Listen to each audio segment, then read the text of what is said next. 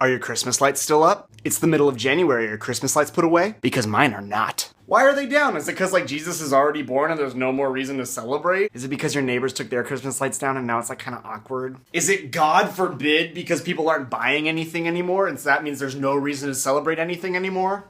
Because if that's the case, just pause this video right now and go to confession. Bless me, Father, for I've sinned. I've worshipped Mammon, the god of money, over Jesus. For penance, you need to put your Christmas lights back up until the 4th of July. Now, in the Catholic world, and among a lot of my friends, a lot of attention is paid to when Christmas begins and when it ends. People adamantly crusading that we keep our Christmas trees in the Home Depot parking lot and our Christmas lights in the garage for as long as humanly possible. Because Advent and Christmas are two different seasons and never the two shall meet. I even one time heard a story of an RCIA teacher telling her student that it was a sin to put your Christmas lights up before the 3rd Sunday of Advent. Whoa, hold on.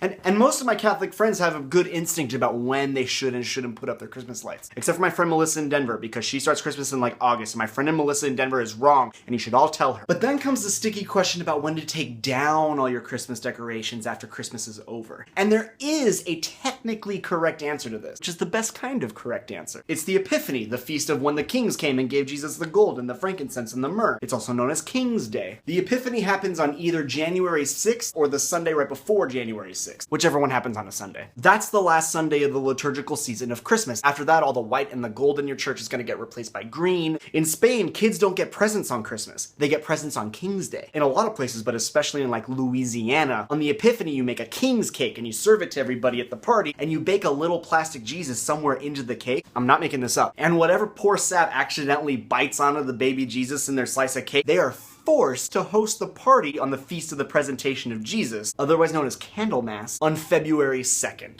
And this is where things get dicey. Because that holiday is so connected with all of the events of Christmas, there are people around the world that consider that the end of the Christmas season. And they keep their decorations up till then and everything. But this is like a month after the official end of the Catholic Church's liturgical season of Christmas. What?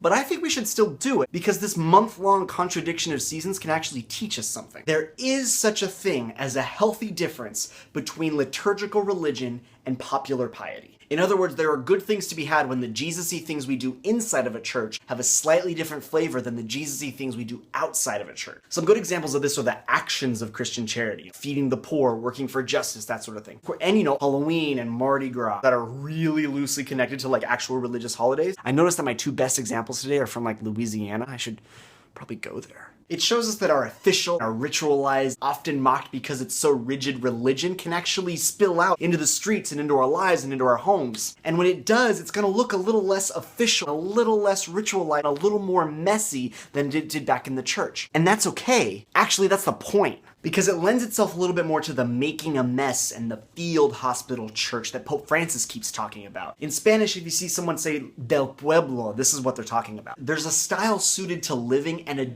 different style suited to worshiping. They're not completely divorced each other, but they're definitely not the same. Guys, I think we found something that the trads and I can agree on. Whoa. So keep your Christmas lights up until February 2nd. Your house is not subject to the exact liturgical dates and it's like that on purpose. So happy Candlemas once it gets here. The presentation of our Lord is a big deal, so party on. And Merry Christmas, everybody. I mean, to be completely fair, the entirety of my Christmas decorations consists of this one string of Christmas lights, so make of that what you will.